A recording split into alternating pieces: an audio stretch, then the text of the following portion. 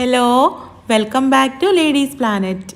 ഇന്ന് നമ്മൾ ചെയ്യുന്നത് വെറും 3 ചേരുവകൾ കൊണ്ട് മിനിറ്റുകൾക്കുള്ളിൽ തന്നെ ഉണ്ടാക്കിയെടുക്കാൻ പറ്റുന്ന ഒരു ഈവനിങ് സ്നാക്കാണ് കേട്ടോ. നമുക്ക് എങ്ങനെയാണ് ഇത് ഉണ്ടാക്കുന്നതെന്നുള്ളത് നോക്കാം. വീഡിയോയിലേക്ക് പോണതിൻ്റെ മുൻപായിട്ട് താഴെ കാണുന്ന ലൈക്ക് ബട്ടൺ ഒന്ന് ക്ലിക്ക് ചെയ്യാൻ മറക്കരുത്. ചാനൽ സബ്സ്ക്രൈബ് ചെയ്യാതെ വീഡിയോ കാണുന്നവർ ഒന്ന് സബ്സ്ക്രൈബ് ചെയ്ത് സപ്പോർട്ട് ചെയ്യാം. അപ്പോൾ ഇത് ഉണ്ടാക്കാനായിട്ട് ഞാനിവിടെ മീഡിയം സൈസിലുള്ള 2 നേന്ത്രപ്പഴം എടുത്തിട്ടുണ്ട്. അത് ചെറിയ കഷ്ണങ്ങളാക്കിയിട്ട് ഒരു ബൗളിലേക്ക് ചേർത്ത് കൊടുക്കാം. ഇതിലേക്ക് മധുരത്തിന് ആവശ്യമായിട്ടുള്ള പഞ്ചസാര ചേർത്ത് കൊടുക്കാം. ഞാനിവിടെ 3 ടേബിൾ സ്പൂൺ പഞ്ചസാരയാണ് കേട്ടോ ചേർക്കുന്നത്.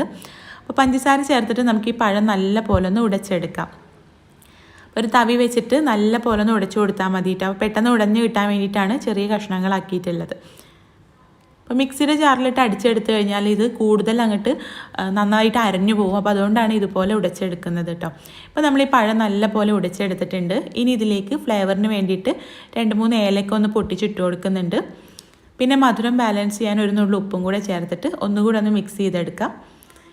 ഇനി ഇതിലേക്ക് നമ്മൾ ചേർക്കുന്നത് മൈദയാണ് കേട്ടോ. ഞാനിവിടെ 1.5 കപ്പ് മൈദ എടുത്തിട്ടുണ്ട്. അത് ഇതിലേക്ക് ചേർത്ത് കൊടുക്കാം. ഇതിന് പകരം നിങ്ങൾക്ക് വേണമെങ്കിൽ ഗോതമ്പ് പൊടി എടുക്കാം കേട്ടോ. ഇനി നമുക്കിത് കൈ വെച്ചിട്ട് നല്ല പോലെ ഒന്ന് മിക്സ് ചെയ്തെടുക്കാം. വെള്ളം ആവശ്യമുണ്ടെങ്കിൽ ചേർത്തിട്ട് നമുക്കിത് പക്കവടയൊക്കെ ഉണ്ടാക്കാൻ മാവ് ഉണ്ടാക്കൂലേ, ആ ഒരു രീതിയിൽ നമുക്ക് മാവ് റെഡിയാക്കി എടുക്കാം. അപ്പോൾ വെള്ളം കുറേശ്ശെ ചേർത്ത് കൊടുക്കാം കേട്ടോ. ഈ ഒരു പരുവത്തിലുള്ള മാവാണ് കേട്ടോ നമുക്ക് വേണ്ടത്. ഇതിൽ നിന്നും കയ്യിൽ കുറച്ച് എണ്ണ പുരട്ടിയിട്ട് ഇതിൽ നിന്ന് ഓരോ പിടിയെടുത്തിട്ട് ഇതുപോലൊരു തവിയുടെ മുകളിൽ വെച്ചിട്ടാണ് കേട്ടോ ഞാനത് ഷേപ്പ് ചെയ്തെടുക്കുന്നത്. അപ്പോൾ തവിയുടെ മുകളിലും കുറച്ച് എണ്ണ പുരട്ടിയിട്ടുണ്ട്, പെട്ടെന്ന് നമുക്ക് വിട്ട് കിട്ടാൻ വേണ്ടിയിട്ടാണ്.